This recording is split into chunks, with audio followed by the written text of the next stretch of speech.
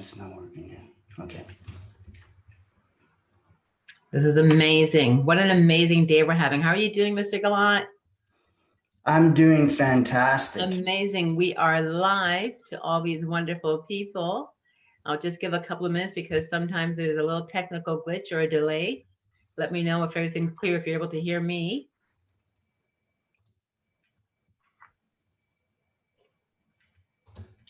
Okay, we're good. Okay, hello everybody. Well, Mr. Gallant, thank you so very much. Oh my goodness. How was the drive-in? Oh, it was fantastic. Oh, yes, I love this. Oh my goodness. I just want to say thank you so very much and magical Momentum Monday to all of you who are joining us, Lena for Success. We have the privilege, and first I should tell you, my name is Tammy Williams, and I'm one of the executives here with Lena for Success. You're already a part of this group, but I just want you to know a little bit more that Lena for Success has you in mind. Now, in that, we have so many ways for people to participate with us. And right now, I have the privilege of actually getting to spend some time up close and personal, just like all of you, with one of our members. He has been a gifting sponsor to many of our online networking events. He is a mom. I'm no, sorry, mom. No, you're a mom. How Yeah, about that? okay, sure. I'm gonna call you a mompreneur, just like your wife. He is a father of twin boys. He's got a mompreneur wife.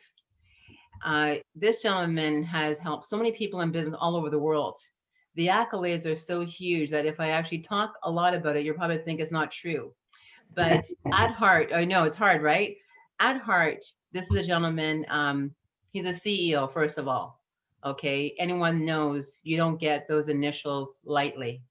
The financial knowledge that he has, along with his financial education, says it all. But the biggest thing for us with Land for Success is we're all about serving individuals and helping them raise up. And what he has done with his own business, he's had so much success that he has decided to put his success aside so he can share with everybody who's aspiring to be an entrepreneur, who's in business, brick and mortar business, and online business, or even if you're thinking about being an entrepreneur or a business owner. He wants to share and help you to have the success that he has had. So, listen, you don't want to really hear from me. I'm going to pass over to you, Mr. Jean-Pierre Gallant, so you can just share with the good people. I mean, the outline says a lot. I'm sure people are wondering how we're going to be able to condense this in 30 minutes. We'll do our best to give you the main points of the beginning. It's just the beginning. We have 5 series in total, and you'll be able to reach out to him, and I'll let you know that later on. So, Mr. Gallant, please take over. Yes, yes, yes. We're so happy to have you. Can you feel my energy? I'm giving you a hug, giving you air hug. Absolutely, absolutely. Thank you for that great introduction. So we'll start off. I'll just do I'll start off with a PowerPoint presentation, and we'll get through that, and we'll be explaining. I'll be going through the presentation, and I just wanted to check. You see the screen there, Tammy? Yes, I can see that. Yes, because we do have technical issues sometimes. So please bear with us, everybody. If you see a little bit of delay or something happening, we'll do our best to control what we can. Okay, perfect. So the first thing I'd like to say is thank you very much to Landed for Success. And just a little promo here.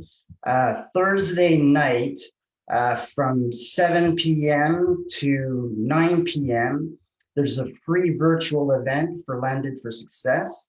And that allows entrepreneurs to give a 30-second elevator pitch of your company.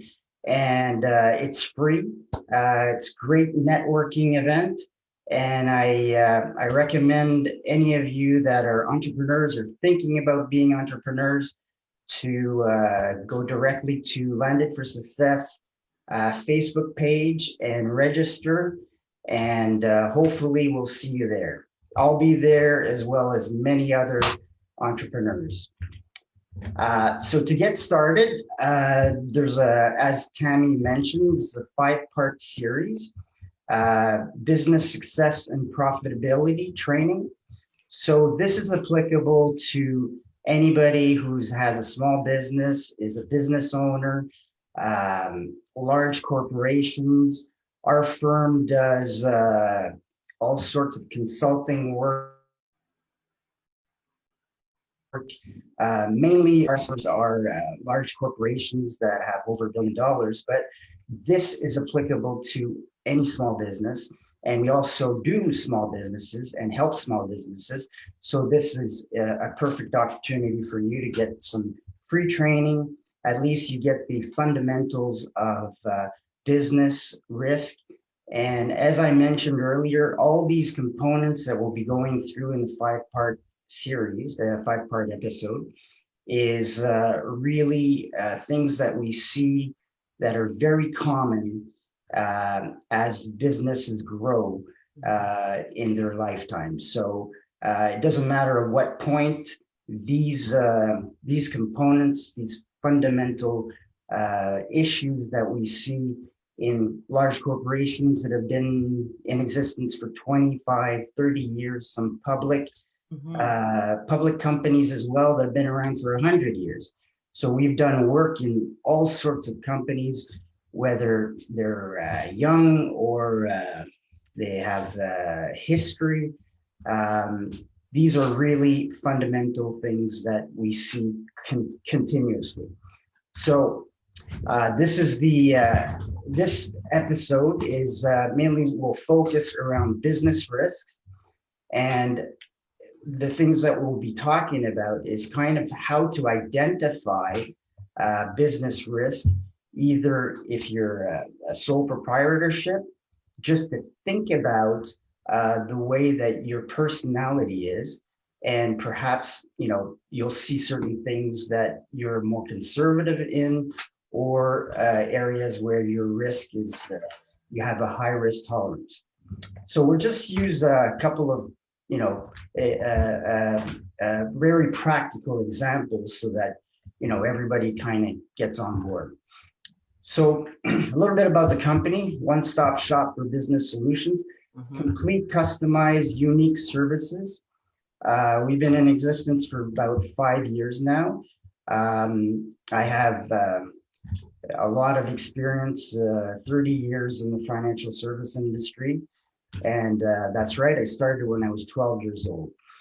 So all the content in this presentation is protected under the Canadian Intellectual Property Copyright Act, registration 1168-379, created by myself, Pierre Gallant, exception of stock images and some photos.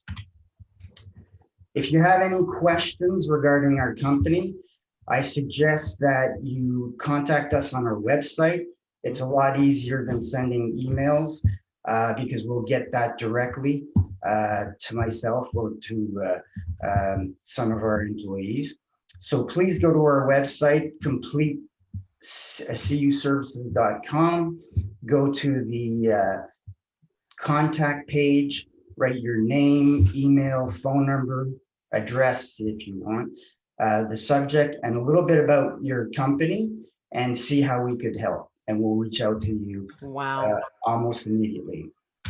This is amazing. I'm sorry, I just have to get into it. This is amazing that you're offering this. Wow. Thank you, Tammy. So who are we? Who are we, Tammy? We're complete, customized, unique services. Our philosophy is to have a team members that have a full understanding of your industry. So we travel light. So what that means is that when we get contracts, we have contacts from all over the world, and also in different disciplines and different industries. So what we make sure is when we do internal audits or we do consulting work, that we have a specialist in that area. Most of the jobs, I'm there on site with the team. I do a lot of the groundwork myself. It's not because I'm a control freak. It's just because I hold the relationship with the clients, and I want to make sure that everything is tailored to the particular client. So our aim is really to be your success and profitability partner. So as I mentioned, the founding partners, we've got what really gave us expertise is being commercial lenders and financial institutions for numbers of years. So we've seen small startups to seeding large companies, risk capital, etc. We also worked in compliance. I was compliance officer, was in charge of 5 provinces and a territory for a large financial institution. Also, I worked in internal audit, where I was director of operations across Canada for a financial institution. And I also worked with regulators, and don't hold that against me. So I like that you left that for the last. Yes, exactly. Don't hold that against you, and the regulator part. Yes. You didn't say that first. Right, exactly. So wait, let me check and see if we lost anybody. Oh no, they're still here. All right. So we're talking about business risks. So non-traditional business risks. So what we need to look at in any company is kind of the culture of the company. Yes. So when there's too low risk appetite or risk tolerance that we call it, a business it can still survive, still make money, but it may struggle in the long run. If the risk tolerance is very high, it's almost like a gamble. So you may have the potential to do a lot of money, but you may have a high risk as well to lose that money. So what we're looking for is really a balance. So how do we do that? Let me explain this. So what's the definition of risk? So you'll note in the next couple of practical stories or practical examples that everyone has a different risk tolerance and a different perception of risk. So here's a story that I heard when I was a teenager and entering into a college. So I'm not sure if it was a urban legend or that it was an actual event. Nevertheless, I always thought of this very interesting story. So the story is there's an entrance exam for a private secondary school. It's in Montreal. The students were between 12 to 13 years old that are trying to get into this private college. Over a period of 5 weeks, there's 1,000 students that are attempting to pass the entrance exam and hope to be accepted into this college. But there's only 300 spots available. Oh. So in the 5th week, the only question on the entrance exam was, what is risk?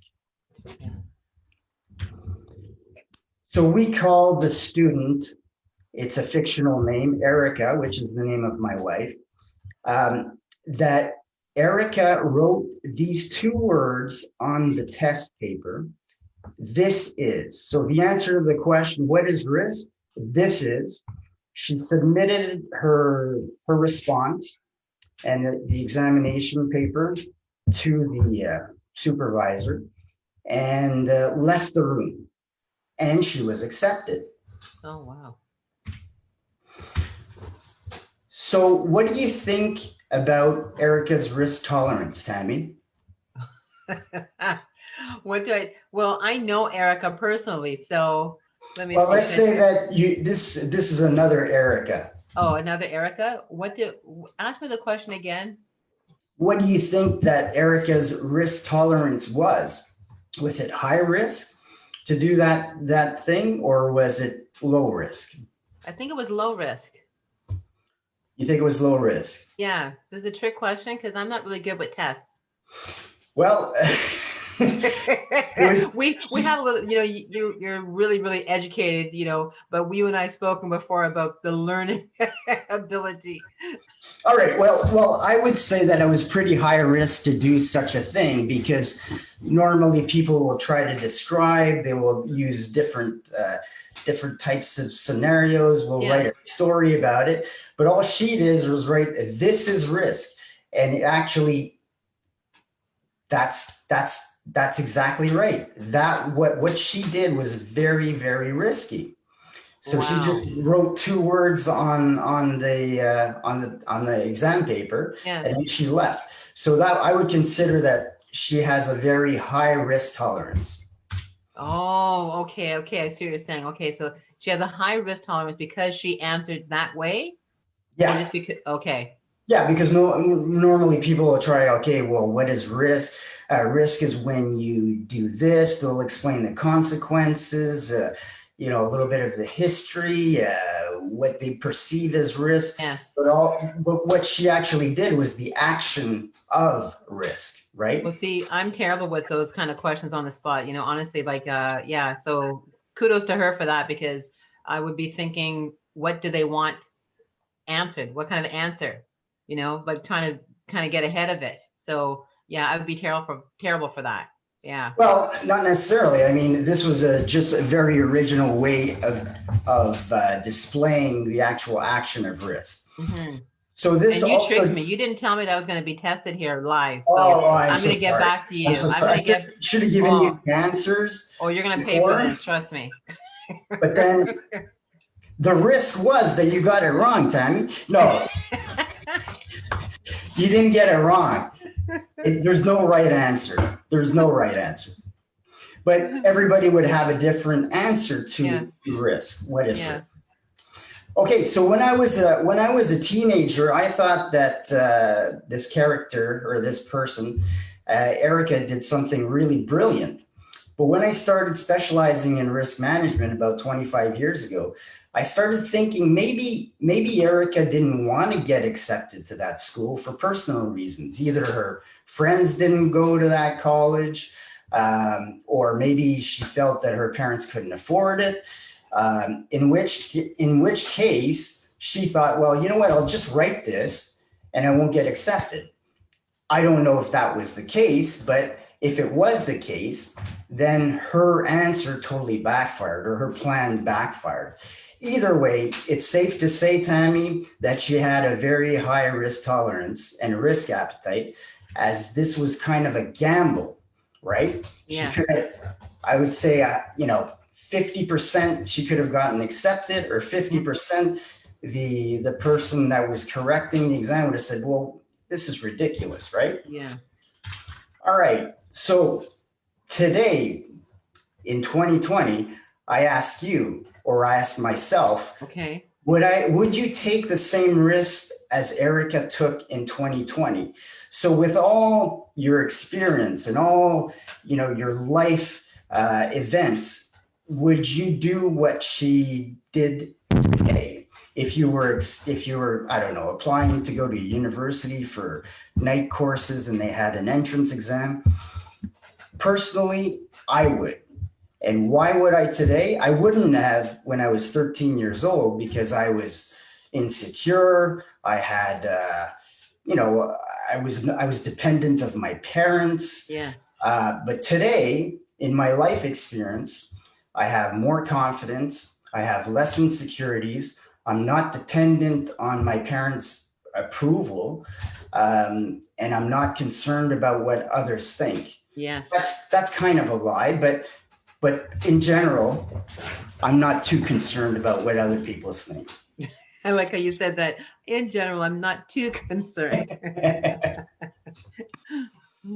So let's think, what do you think that Erica's parents were doing as a living? So do you think that their parents were accountants, scientists? Were they in the entertainment industry? Were they bankers? Were they farmers? Or were they librarians? Well, what we know, I mean, I think most of us would be tempted and assume that they were in the entertainment industry. Why? Because it's, you're working contract by contract. The jobs are sometimes, very fruitful when you can get a contract, but Yeah. it's more risky as a term of employment, right? Yes. You never know when your next dollar is coming. So knowing only what Erica did on her entrance exam. So let's say that we take the individual that did that. Would you like to have Erica on your management team or the board of directors of your company? Yes. Yeah, I would too. Most probably, because she has a very innovative way of doing things. Mhm. Would you like to have Erica in charge of your income tax filing? No. No way, Jose. Because I hope she wouldn't be too creative, and I would be somewhere, a little bit concerned that she would maybe forget some things, and you don't want to mess around with the CRA when you get audited. Oh gosh, yes. Right. But would you like to have Erica as a salesperson? Yes. Absolutely. I want 20 of those. Yes. I'll I take would 100 of her. 100 of her. I put 20, but we can have, 100 if you want. If you Okay. can find them, because they're very rare gems. Yes. So daily decisions measure risk based by temperament and your values. So most of us set our alarm clocks in the morning at a specific time to control when we should wake up. So we're not late for work or for an appointment. So is it risky to be late for work or work for an appointment? Well, it could be. If you're late for work, as an example, and your supervisor, you've been late before, you could be late for the most important meeting of the year. And since your employer or your supervisor has, mentioned it a couple of times, it could be, the time that it tips over to the risk maximum, her risk tolerancy. So in this example, you're so late, but the employee would say, yeah, but my work is always on time. Mm-hmm. So there's different perceptions of the risk. And I would tend to agree with the employee, but this is a kind of a generational gap here, because older generations, everything has to be on time. Like my generation, Gen Xers, and I'm right on the tip of the baby boomers, the end of the baby boomers. I have to be on time. And if I'm not on time, I get, totally anxious. I have nightmares. I put on 5 alarms so I won't be late. But at the end of the day, if I'm working a 60-hour week, when I was an employee, I shouldn't have been so nervous about being late, because I was always working late. Yes. And now for the person that's self-employed or a business owner, it's extremely risky as well to be late for a meeting, because you leave an impression sometimes to your person you're meeting that you're not really focused, you don't really plan well. There's a lot of different things in that area too. Like you can sometimes lose the biggest deal of your life.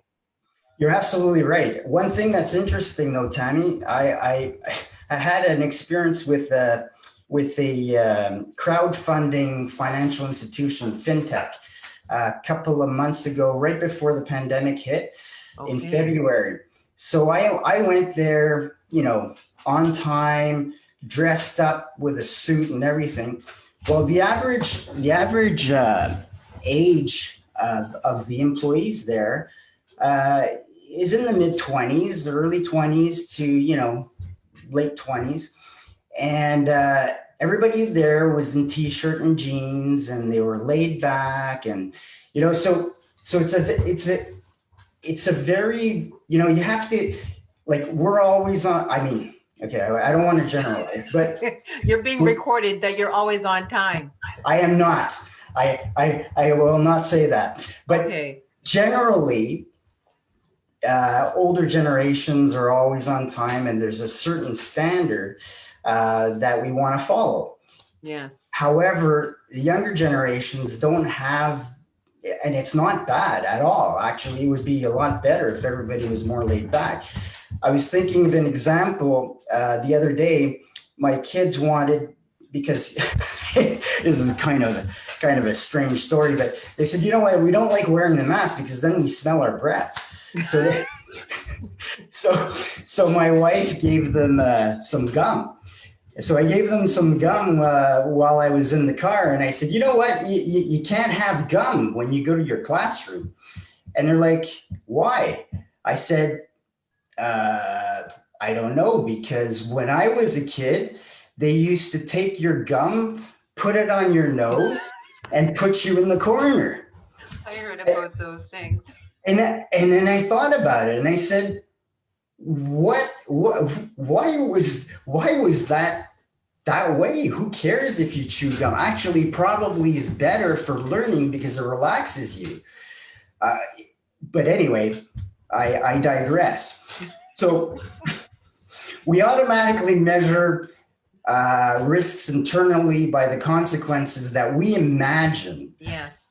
and probably that we estimate that it could occur. So when I was very nervous, as I mentioned, when I was working for big companies, to be late, to me, I could get fired.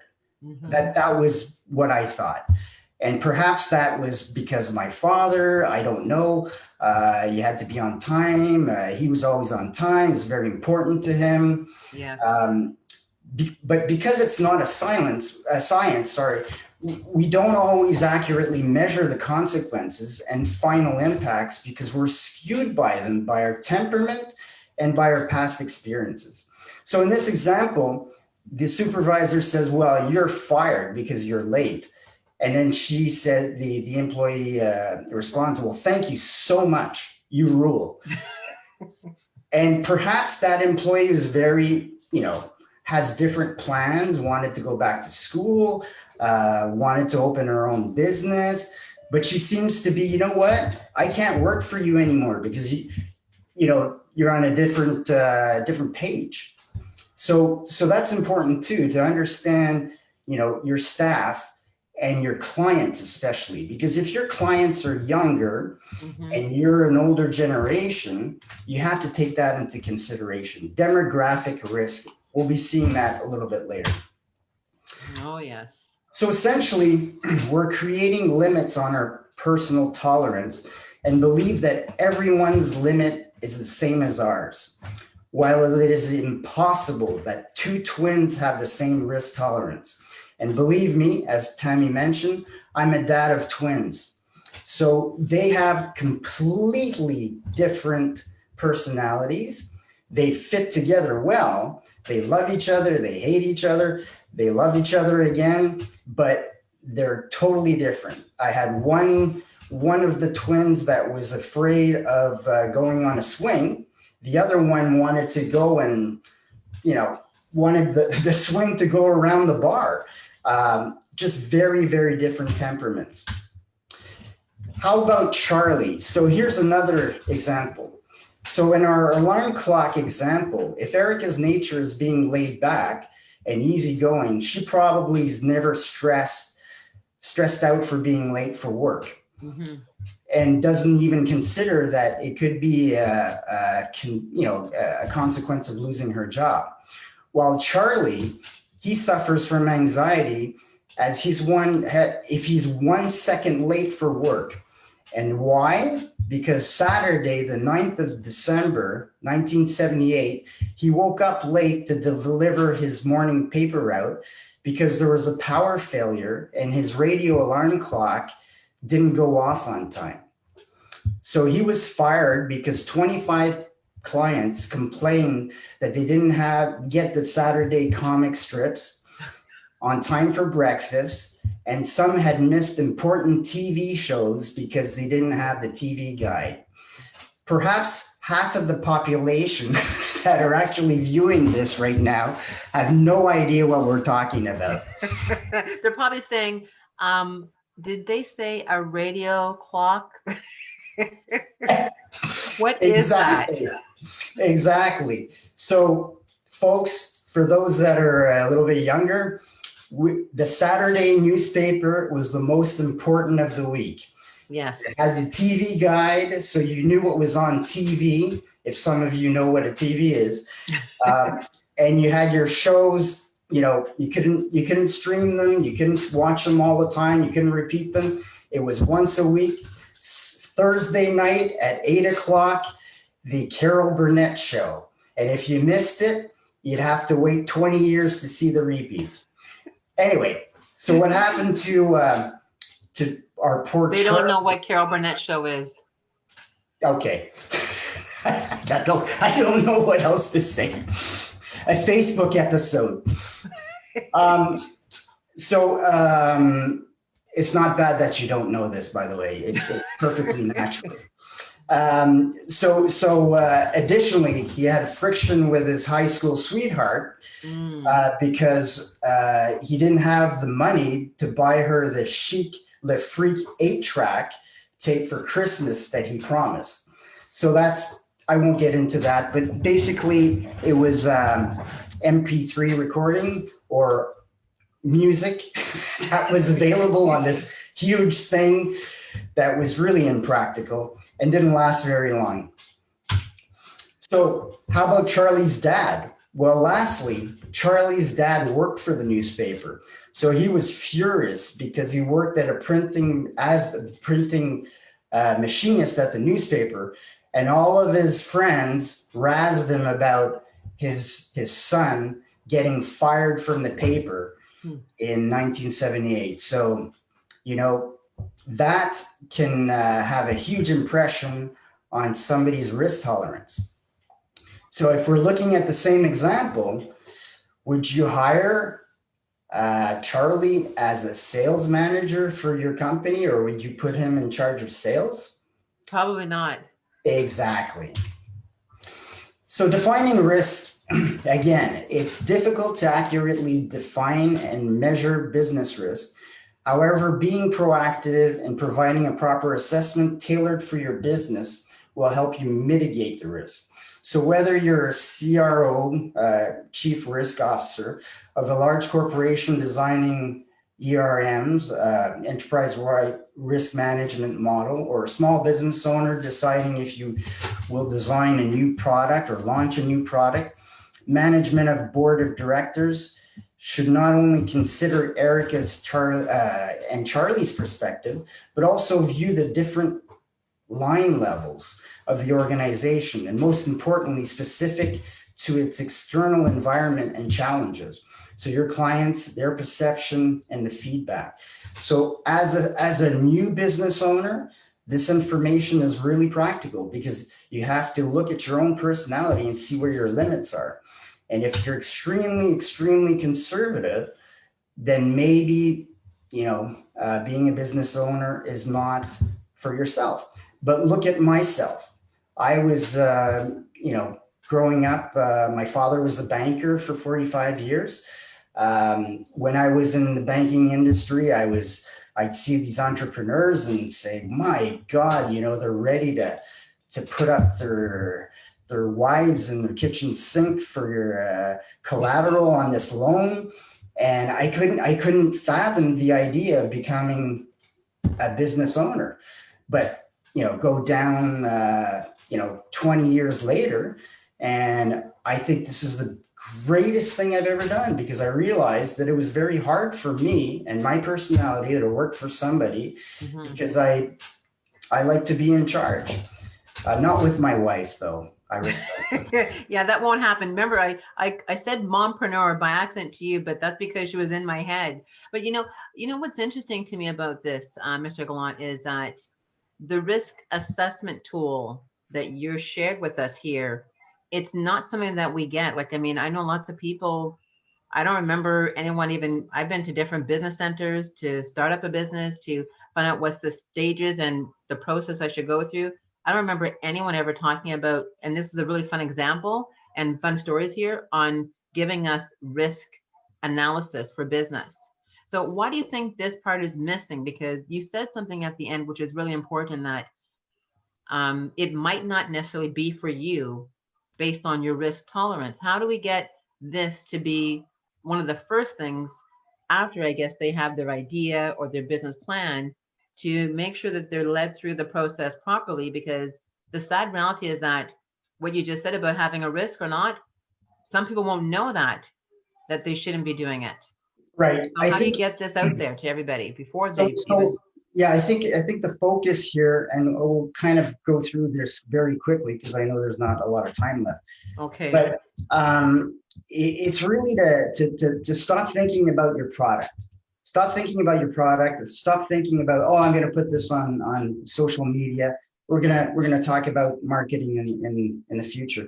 But this is really the foundation. So you got to figure out, okay, and we'll look at the next episode, tone at the top. So how, as a leader, Yes, you actually, communicate what you want to communicate. And you have to get, no matter, if you have a very strict personality or you're an old style manager, you have to keep your staff in the same generation.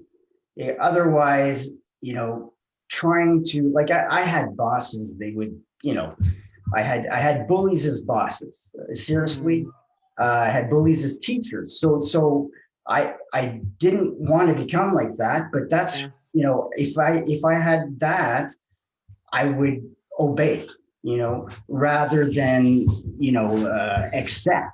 And a lot of the younger generations, which are smart, because you don't want to be treated like that, it's totally unacceptable.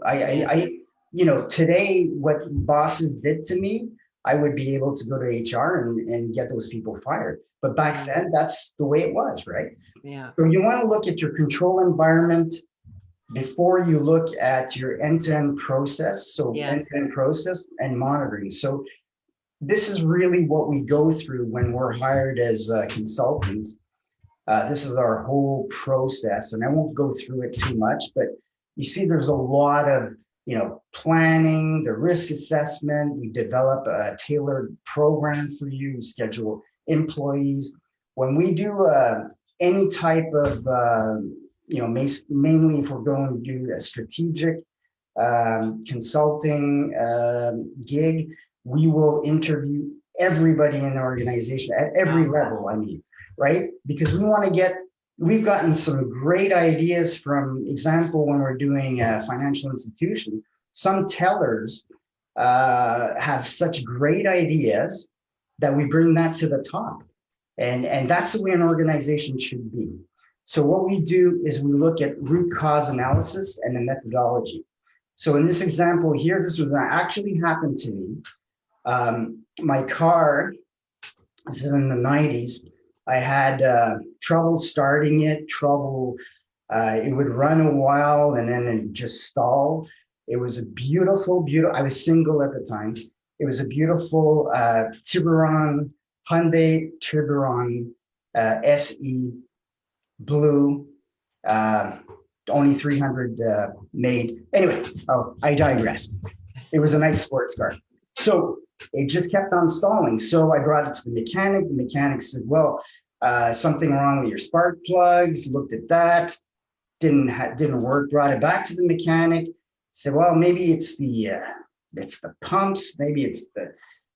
Obviously, you know that I don't have that much experience in car engines when I'm saying pumps. But anyway, they were looking. Because you're a business doctor. Yeah, I'm a business doctor. That's exactly what I am. So they were looking all around and they couldn't see anything. Well, finally, I started smelling gas in the car. Oh, wow. So what was happening is that there was a hole on the top of the gas tank. So it was keeping all the gas, so the combustion could go, but it couldn't continue to combust and continue to make the motor run. So often, like you said, Tammy, how come we don't know? How come we don't know? Because we always look at symptoms. We're always looking at diagnostic. Oh, well, the client's not happy. Well, it's their problem. Rather than looking at the root cause. So what we do when we do a full analysis, we look at the whole company and we look at your product, at the way that here's a little bit of, what's tailored risk approach is we're looking at governance, board or management or the business owner, the risk appetite and your tolerance. Before we look at your strategies, before we look at your business plan, before we look at your source of business and the start of the end-to-end product. Because risk appetite is really gonna set the tone for the type of business that you're gonna get. And when you have a partner, so in my case, I had a partner who's now retired, but we were in different generations and different life stages, and there's nothing wrong with that. But he was more in retirement mode, and I'm still paying the mortgage, and the kids are driving me nuts. And this could be a real challenge for lots of people because most people don't really care. Like it's the client's problem, like we said.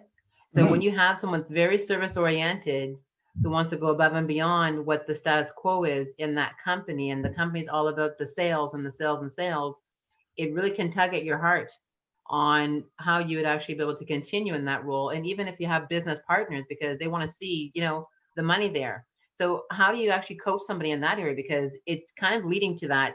I know you're going to this here screen, but how do you actually deal with people who come to you with that? Like they want to be a little bit more proactive with their clients and their customers. They still want to actually, get to that level.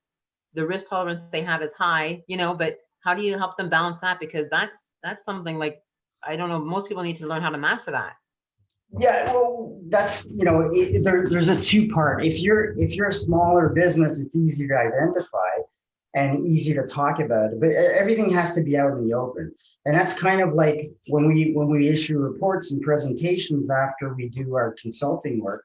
We say, okay, this is how you get, these are the facts, and this is how you're going to do it.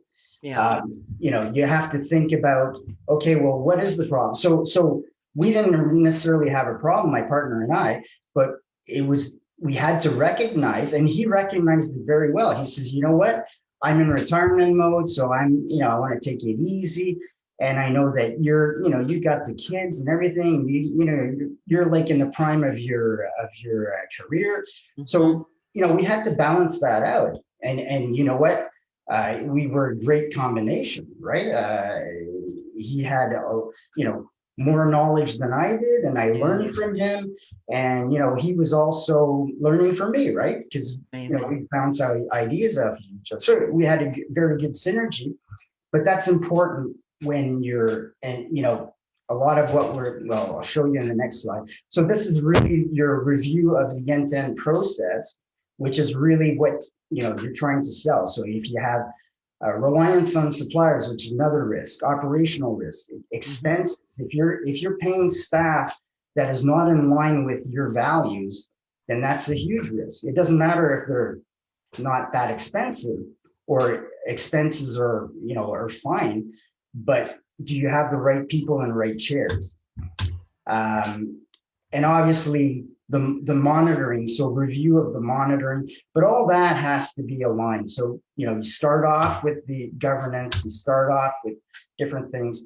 So here are common disruptive risks. I should let you know, Mr. Gallant, you wanted me to keep time. We're at 1:45. Yeah, so I'm going to talk really fast. So common disruptive risks, high risk can have a material impact on your business. Business culture is number one. Strategic risk. If you don't have good business culture, then strategic risk becomes an issue. Demographic risk. So again, is your product geared or targeting the right generation? Yeah. And internally, do you have the right mix? You have to have, a little bit of everything. Yes. Reputational risk. So, I worked in an organization where there was a privacy issue, and that we lost a lot of business. Reactive aftermarket risk. So that's really, what's going on today.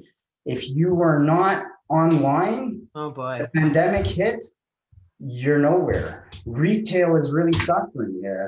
You know, could give you examples of Amazon and what they're doing and how it will be in 5 years. It's incredible. So business culture, you have to have good synergy, everybody working together towards the same target. Business culture is the foundation of your business. Too many businesses focus on their products or service without working on the business culture. It's the foundation. So if you have one partner who's made out of steel, the other one made out of wood, the other one made out of sand, it's not going to work. You wouldn't build a house that way. Why are you building a business that way? Wow. Staff, management, and the board of directors have to have the same objective. Otherwise, your strategic risks, there's no teamwork. No one's hitting the target. Everybody's got their own idea. This I see almost in every organization that we look at. We have this issue, and it's just a matter of communication. Mm-hmm. The staff are told what to do. Management has these financial objectives. The board of directors have oversight, and they're out of the business, but they're thinking different things are going on. So yes. A lot of disconnection. Demographic risk, very, very important. Gen Zs, they're entering the market now. They're fascinating people, so incredibly diverse and quick. Millennials, incredible people that, they have very different. I took this out because for me, this was really, giving details about how millennials and Gen Zers are different. So than my generation, which is the one before millennials. So they don't just work for a paycheck; they want a purpose. I never thought of a purpose. I just wanted a paycheck. They don't want bosses; they want coaches. But our purpose was to feed our kids. Exactly. That was enough purpose for us, and There to you help go. mom and dad. Yeah, they don't want bosses; they want coaches. Well, without a boss, I was lost. They don't want annual reviews; they want ongoing conversations. Brilliant, Oh my gosh. of course. They don't want to fix their weaknesses; they want to develop their strength. Brilliant, absolutely. Why not? They have a collaborative mentality where everyone pitches in and work together. Oh my God, if my generation would have done that, we'd be eons, evolved. It's not just their job, it's their life. Absolutely. You spend so much time there. What's interesting though, and I don't want to get into it too much, Gen Z resembles more Gen X, like my generation, than millennials. So maybe we'll have to fix that. So strategic risk, reputational risk can destroy your business. Absolutely. If you sell if you're in a restaurant, you sell something that is either past due or, by mistake is not good, my God, it will destroy you. Reacting to market doesn't work anymore. You used to be able to do that. Look at the Bay, or I shouldn't say the Bay, but how about Sears? I mean, they were trying to adapt, trying to catch up. They never could, right? No. That's an old model. Being proactive keeps you in the game. So again, and I apologize for taking more time than. No, that's okay. I was mostly concerned about your time because you're so busy. But so many points here to take. The thing about the risk at the end. Can you go back to the slide? Can you go back to the last slide there? Reputational risk can destroy your business. In the world of business, they say that something to the effect that bad news spreads quicker than good news. And almost statistically, it's out there that for every one person that says a concern, something has come up that brings, basically brings to your attention. Some people like to call it a complaint, but I just say a concern. You have probably 10 to 15 that experience something very similar and they don't say anything and they walk away. So when someone does bring up a situation like this, it's so important to address it properly so you can reduce your reputational risk. Not that you're going to satisfy everybody, but some action item has to be done. And then moving to the reacting to the market. I'm from the publishing field, where we used to publish 2 magazines. One was going 9 issues a year, print. Another one was doing 6 issues a year, and we used to do 12 technical handbooks a year. So I seen firsthand the company that I worked for. Brilliant man, started the business at his kitchen table, in Durham, and a great niche market. Oh my goodness, he made a lot of money. We helped him make a lot of money, and wasn't quick enough to adapt to how the world was changing, how they look for information. So we didn't even take, I was only, I was working there. So it wasn't my company, but we didn't actually capitalize on the whole, I guess you can say, the demographics and the actual circulation, and turn them over into digital readers quick enough for it to be sustainable. Because here I'm selling an outside back cover ad for $3,000. So when it went digital, I was selling it for $750. Exactly. Yeah. So that right there, I witnessed it myself. Honestly, we have to be proactive. I'm not sure what has to take place for people to realize this, to stay in the game. So I'm glad you're bringing this up. What's our next segment that we're going to be doing next week? Next one is Tone at the Top, and that'll be the 27th of September. And that's at noon, same time. And hopefully we'll see you guys there. And give the people a little snippet of what that's going to be, because I love the title. Sure thing. So establishing a balance between your personal values and your business company values. So how do you balance that? As well, the relationship with your suppliers and your clients.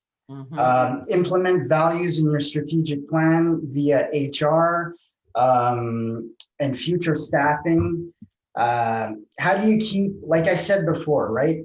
If you have a dinosaur approach, then hire dinosaurs and make sure that your clients are dinosaurs. But that may not work for very long until we get. Make sure your clients. So until the ice age arrives, right? So how would I spell an ad in that respect, Pierre? Only this is for dinosaurs only. No.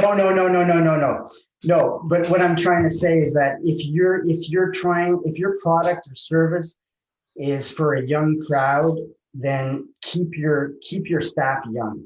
You have to know your audience. It's always good to have a balance. Yeah. I got to tell you, you know what? I learned so much from younger people, younger generations. Yes.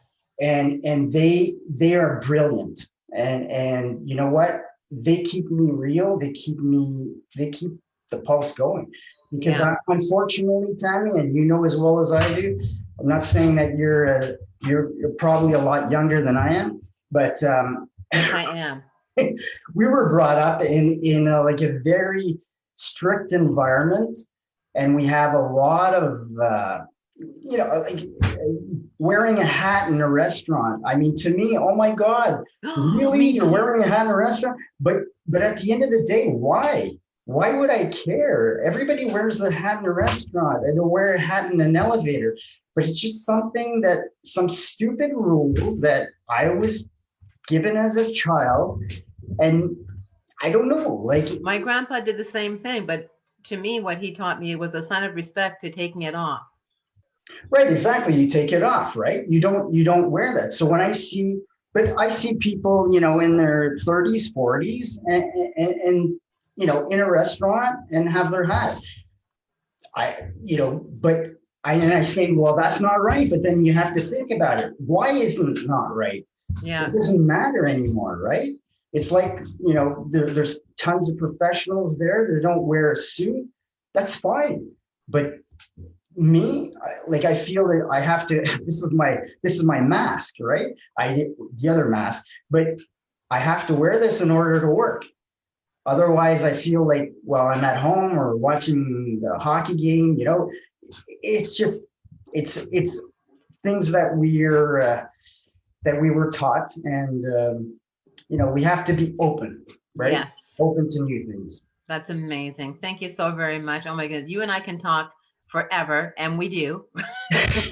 Yes. So we should probably let everybody else go and finish their lunch if they were, we want to say thank you for joining us. If you are going to catch us on the replay, we just want to say thank you for that. If you want to hear more and meet Mr. Gallant, please come to our next networking event. It is actually this Thursday, 7 p.m. to 9 p.m. We have limited spaces because it's online virtual. And once we reach the numbers, it will be at full capacity and we won't be able to allow anyone else to enter it. And you're going to be at home. You're going to get to meet and hear some of the co-authors. You're going to hear from some of the gifting sponsors, and you get a chance to promote your business for free. I mean, oh, wait, and there's prizes. So I don't know about you, but look, if you're in business or you're thinking about being in business or you know someone that has a business that's looking for a place to network, Landed for Success is a place to be. Pierre, you've been to many of our events. You love Absolutely. it. Absolutely. Right? Absolutely. So that's what got you to this place. You know what? There's no other place. Make a lot of contacts there. It's really a great opportunity for you. And again, it's free and you can win some stuff. And it's not like there's no pressure. Just prepare your 30-second elevator pitch, because I've been cut off many times because I talk too much again. But you're learning. Don't you find that great? You're learning. Sometimes I just, okay, you know what? Just call the number. But that's very important. And then it actually helps you, because when you meet somebody, well, hopefully, when this virus thing is over, if you recognize somebody with their masks that are very influential, you can talk to them and say, hey, this is what I do, and it practices you. It gives you some training on how to be quick and present your business so that you can network. And networking. Yeah. And the beautiful thing about the 30-second elevator pitch, you can use that now because we're in a social media world. And I'm not sure if you guys are experiencing this, but I am having conversation with people on social media. The question, what do you do for a living? Sometimes you look at it and the answer is a full page. So, I don't know about you, but I would not be reading a book unless it was through Kindle or something. Absolutely, so the 30-second elevator pitch will help you even with your small little communications that end up being really big, that turn into a phone conversation or email. So it's really great experience for sure. So go to www.landedforsuccess.com/events and register and check out the members that are in there so you can see what they're doing and who some of our members are, as well as read some of the blogs and come out and meet Pierre, and we'll see you next week. Sounds Beautiful. Good. Okay. Good stuff. Talk to you later, Pierre. Bye-bye, everybody.